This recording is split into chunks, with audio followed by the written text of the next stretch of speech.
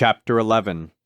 And it came to pass, when Jabin king of Hazor had heard those things, that he sent to Jobab king of Madon, and to the king of Shimron, and to the king of Akshaph, and to the kings that were on the north of the mountains, and of the plain south of Kinneroth, and in the valley, and in the borders of Dor on the west, and to the Canaanite on the east and on the west, and to the Amorite, and the Hittite, and the Perizzite, and the Jebusite in the mountains, and to the Hivite under Hermon in the land of Mizpeh.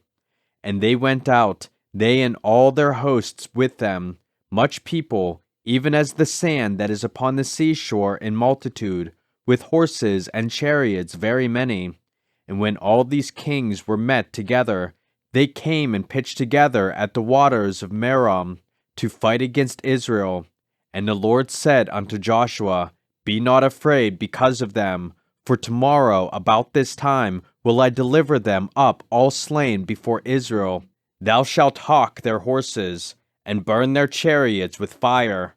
So Joshua came, and all the people of war with him, against them by the waters of Merom suddenly, and they fell upon them.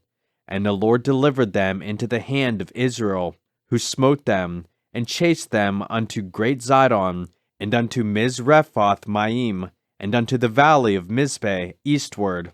And they smote them, until they left them none remaining. And Joshua did unto them as the Lord bade him. He hawked their horses, and burnt their chariots with fire. And Joshua at that time turned back, and took Hazor, and smote the king thereof with the sword, for Hazor beforetime was the head of all those kingdoms. And they smote all the souls that were therein with the edge of the sword, utterly destroying them. There was not any left to breathe. And he burnt Hazor with fire.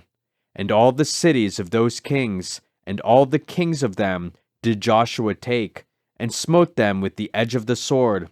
And he utterly destroyed them, as Moses the servant of the Lord commanded.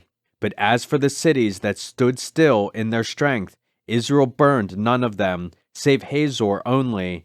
That did Joshua burn. And all the spoil of these cities, and the cattle, the children of Israel took for a prey unto themselves. But every man they smote with the edge of the sword, until they had destroyed them, neither left they any to breathe.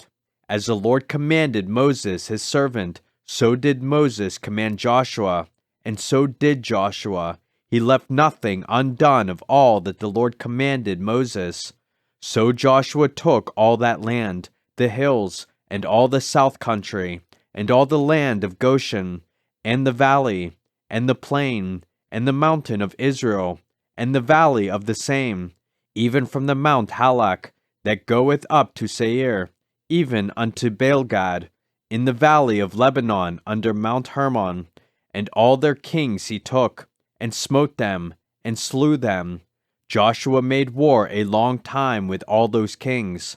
There was not a city that made peace with the children of Israel, save the Hivites, the inhabitants of Gibeon.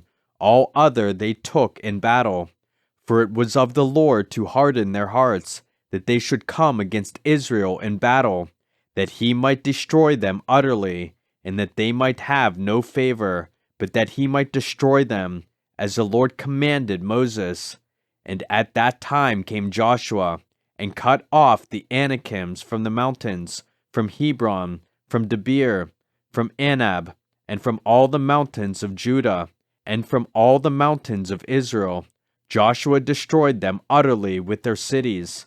There was none of the Anakims left in the land of the children of Israel, only in Gaza, in Gath, and in Ashdod there remained. So Joshua took the whole land, according to all that the Lord said unto Moses, and Joshua gave it for an inheritance unto Israel according to their divisions by their tribes, and the land rested from war.